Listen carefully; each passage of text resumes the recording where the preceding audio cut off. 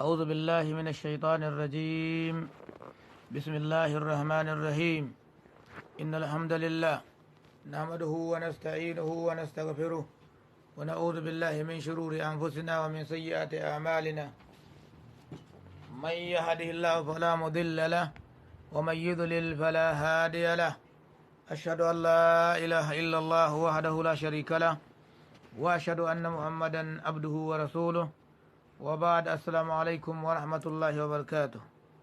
insha Allah za mu ci gaba da karatun wannan littafi namu na arba'un hadis wanda muke karantawa, wanda muke fata Allah ya sa abin da muke karantawa ya amfani mu amfani masu sauraro. Kurakuran da ke faruwa a ciki na tuntuɓen harshe ko rashin fahimta muna roƙon Allah madaukakin sarki ya yafe muna shi fahimtar da mu abin da ba mu gane ba.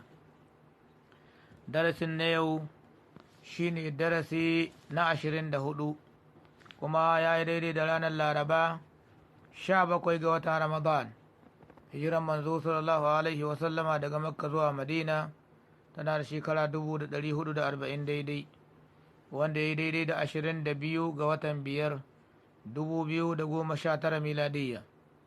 Muna fata Allah ya sa abin da za mu karanta daidai. inda za mu tashi ne alhadisu sabi wasalasun, hadisi na 37. an ibn Abbas radiyallahu anhuma, an karɓo shi daga Abdullahi ibn Abbas Allah shi kare yarda da su, an rasulillahi sallallahu alaihi wasallama, daga manzon Allah tsira da amincin Allah su kara tabbata a gare shi, fi ma ya ruwihi an rabbihi tabaraka wa ta'ala, cikin abin da ya ruwaito shi daga ubangijin shi madaukaki wanda ya tsarkaka dukkan wata na ƙasa. Kenan hadisi ne al-Qudusi, kenan wannan hadisul Qudusi ne. Kala ya ce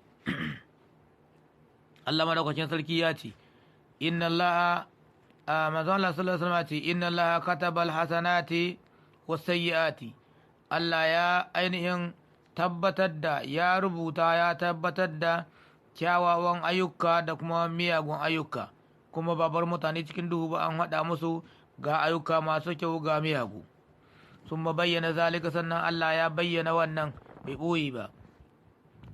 Faman hamma bi hasanatin, duk wanda wato yayi ni wani aiki mai kyau, falam ya amalha, sai bai aikata ba, zuciyar shi ta yi ni ya aikata wani aiki mai kyau sai zan bai samu dama aikata ba, kataballahu indahu hasanatan kamila, Allah zai rubuta mai lada cikakka. Allah zai rubuta mashi ladai, ya yi niyya, ladan niyya, ya yi niyya bai aikata ba sai Allah rubuta mai lada. Wa in hamma biha, idan ya yi niyya aikata aikin alkhairi, fa amilaha, kuma ya aikata bai fasa ba, kataballahu indahu 10 hasanatin, sai Allah ya rubuta mai lada 10, ila 700 har zuwa 700, daga 10 lunki 10 har zuwa lunki 700, ila adafin kasira, har zuwa lunki masu yawa.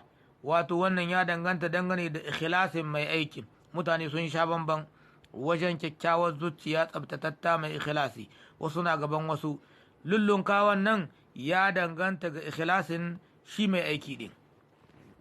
Wa in hamma bi sayyi'atin, idan mutum yayi niyyar aikata wani aiki wanda baya da kyau, falam ya amalha, sai bai aikata, zuciyar shi ta yi ne ya aikata sai ya fasa bai aikata ba, katabaha Allahu indahu hasanatan kamila, sai Allah ya rubuta ta lada cikakka a wurin shi, saboda ya yi niyyar aiki wanda bai da kyau ya fasa, sai a rubuta mai lada cikakka.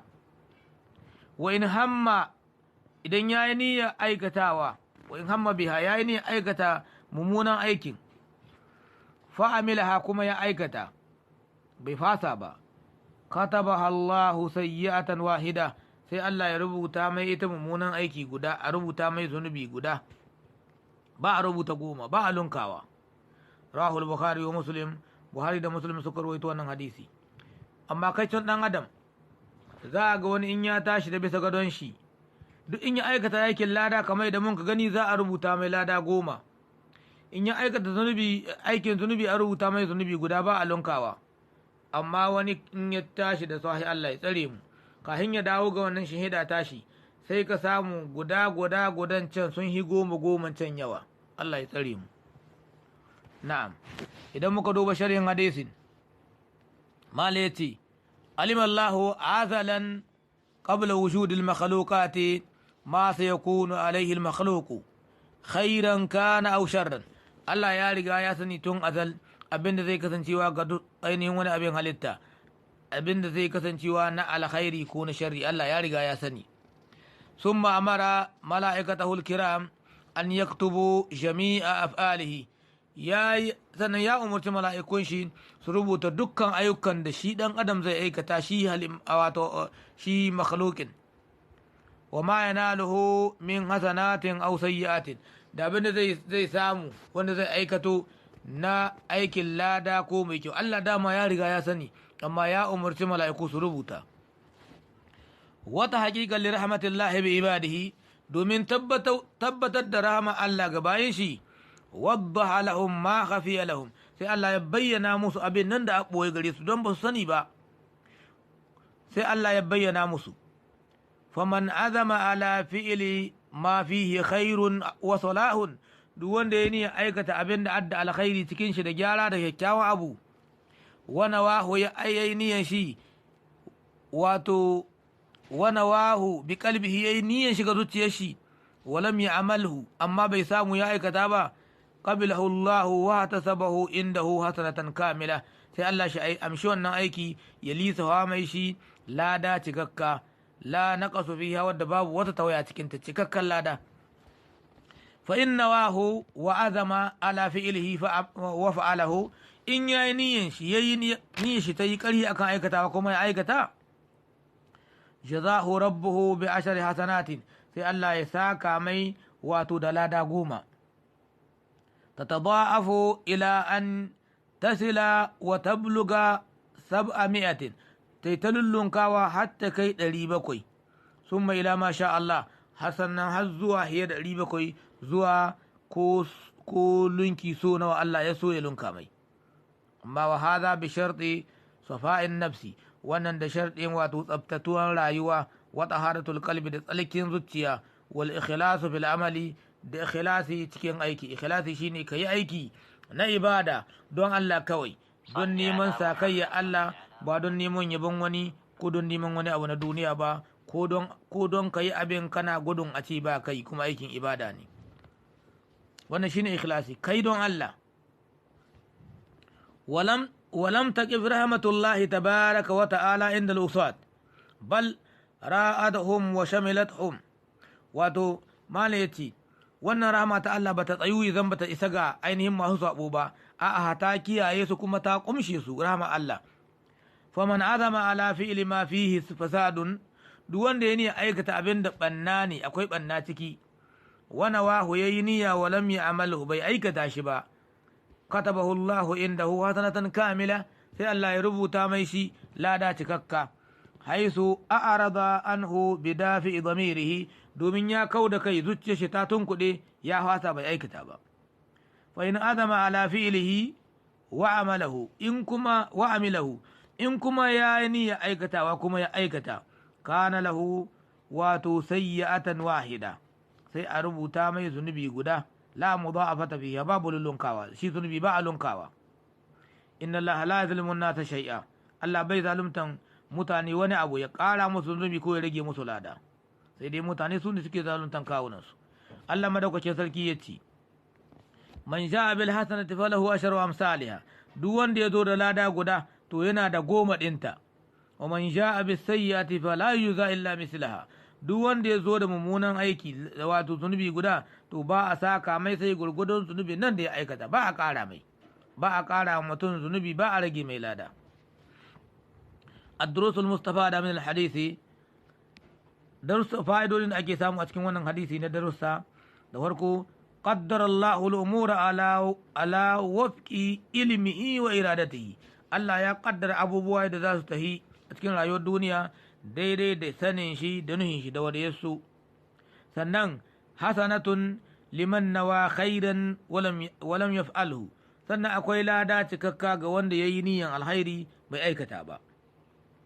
sannan tataba'afu alhasanatu ma taharatil qalbi, ayyukan nan suna lullunkuwa ne su yi wato zama lunki dangane da tsalkin zuciya. as-sayyi'atu bi misliha, shi ko zunubi ba a saka wasa gurgudun abin da mutum ya aika ba. wa man tarakaha fa hiya hasana, in ko mutum ya bari ma sai ya samu lada. na'am, Allah shi taimake mu. Ƙarshen sharhin wannan hadisi kenan, sai hadisi na gaba. الحديث الثامن والثلاثون، حديثي نتلاتين تقص. عن أبي هريرة رضي الله عنه، أنكر أشرك أبي هريرة الله شكال يردار شكال ياتي. قال رسول الله صلى الله عليه وسلم، من ظن الله صلى الله عليه وسلم ياتي. قال رسول الله صلى الله عليه وسلم، من ظن الله صلى الله عليه وسلم ياتي. واتو الله ياتي شيما واتو حديثي نقدسي.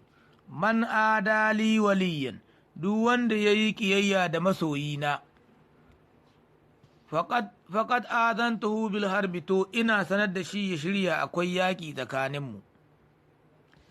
wa ma taqarraba ilayya abdi bi shay'in, bawana bai taɓa kusanta na da wani abu ba, a habba ilayya wanda ya yi soyuwa gare ni, min maftaraltuhu alaihi, bisa ga abin da na farlanta mai.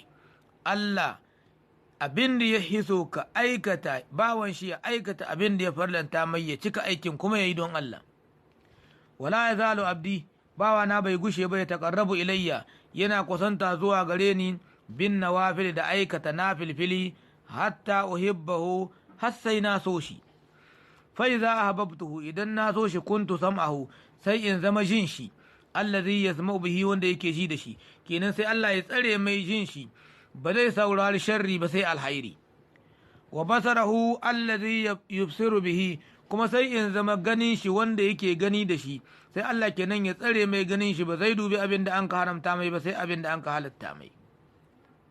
wa yadahu allati yabtishu biha, kuma sai in zama hannun shi wanda yake rikon abubuwa da su, kenan sai Allah ya tsare mai hannun shi, ba zai tura shi ya cuci wani da wannan hannu ba, ko ya bugi wani, ko ya wani aikin asha da wannan hannu, sai dai aikin alhairi da aikata da wannan hannuwa nashi.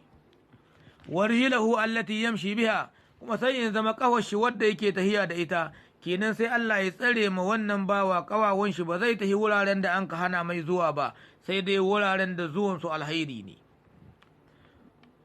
wala in sa'alani, kuma wallahi dan ya roƙe ni, la laudiyannahu, zan bashi abin da ya roƙa, saboda bawan kirki ne, masoyina ne, waliyina ne. wale nista'azani, kuma wallahi dan ya nemi in tsare shi ga wani abu, la'u'izannahu, lalle babu shakka tabbas zan tsare shi. rawahul bukhari ya rawaito wannan hadisi. idan muka duba sharhin hadisin, malam yana cewa ikhtassa Allah tabaraka wa ta'ala lahu anbiya'a wa rusulan litabligi shara'ihi, Allah ya keɓance annabawan shi da manzannin shi domin isar da wato shari'a shi zuwa ga bayin shi. kama tafaddala ala ba'd ibadihi mulazimina lil ibada fasaru awliya'ahu, kamar yadda hihita wayansu daga cikin bayin shi waɗanda ke lazamtan wato ibada, sun kiyaye ibada, sai su zama waliyan Allah, su zama masoyan Allah kenan. alwulaya nau'ani, mala ya ce walitaka iri biyu ce. ammatun, wato walitaka gamamma war ta shahi kowa. wa hiya li kulli muslimin yuqimu ala al-ibada, shine walitakan nan ta tabbata ga duk wani musulmi wanda ke kiyaye ibada, yana tsayuwa gare ta, yana kiyaye ta. wa yudawu mu alaiha, yana dawama a gare ta, duna inqita'in, ba tare da yankewa ba. wa hadhihi wilaya tukutasab, wannan wilaya, wannan ita walitaka ana bidanta, ana aikatawa a bide ta a samu, ka kiyaye dokokin Allah. wa min al-mumkin al-wusul ilaiha, kuma yana yawa saru ga wannan wilaya, wannan walitaka. wa wilayatun khassa, kuma akwai walitaka keɓantatta wadda Allah ke badawa. wa takunu bi tafaddulin wa istifa'in min Allah, tana kasancewa da hihitawa da zaɓe daga Allah. wa tazharu ala sahibiha ba'dul karamati, sai wa'ansu daga cikin karamomi su bayyana ga mai wannan walitaka. al-khariqa lil ada, wa'anda sai aga yayi wani abu wanda ya sa'a ma al'ada, wani abu da mutum bai iya yi sai aga yayi. wa alamatu sidiki sahibiha, alamar gaskiya ga mai irin wannan walitaka annahu yukhfiha wa la yatahaddasu biha, yana ɓoye wannan abu ne in ya ga wasu karamomi suna bayyana gare sai ya ɓoye baya bada labari. Ba wali ne mai naɗa kanshi ba ko mutane sun naɗa shi ana cewa wali na shina kumbura, alhali shedan ne. Bai faɗa wa mutane khashayata an yuhrimahu Allahu minha, don yana tsoron bai tallan irin wannan walitaka ta Allah wadda Allah ya bashi, don yana tsoron ka Allah ya amshi. Na'am, wa ala hada akan wannan falwaliyu kenan abinda za mu iya gane abinda awwali al'arifu billah, masani Allah wanda ya san Allah, almuqimu ala ibadatin wanda ke kiyayewa yin zama yana kiyaye ibada ko yaushe, almutafaddilu alaihi bil ataya ar-rabbaniyya wanda an kahihita da bashi wasu abu ainihin na ubangiji, wanda Allah ya bashi wani ci gaba a cikin addinin shi, ya bukaci abu ga Allah ya samu. Dama Allah cewa yi ala inna awliya Allah la khawfun alaihim wala hum yahzanun, ku saurara lalle waliyan Allah masoyan Allah ba su da tsoro kuma ba za su yi bakin ciki ba idan sun je lahira. Suwaye ya Allah, suwaye waliyan naka? Sai ce allazina amanu wa kanu yattaqun, su ne wanda sun kai imani kuma sun kasance suna jin tsoron Allah, suna kiyaye dokokin Allah, suna ainihin aikata abin da Allah ya umarce su, suna nisantan abin da Allah ya hana su. Walitaka ba mutum naɗa kan shi ne yake bai ce na zama wali a ce ka zama, ko kuma mutane sun shi yana kumbura yana cewa shina ba mutane aljanna kyauta, shina ba su kiliyan aljanna. Wannan shirmi ne ba walitaka ba. Allah ya sa mu gane. Nan za mu dakata. Allah ya sa abin da muka faɗa daidai Allah ya ba mu ladan shi, wanda kuma mun kai kuskure Allah shi ya fi mu ne shi fahimtar da mu abin da mu gane ba. Wassalamu alaikum wa rahmatullahi wa barakatuh.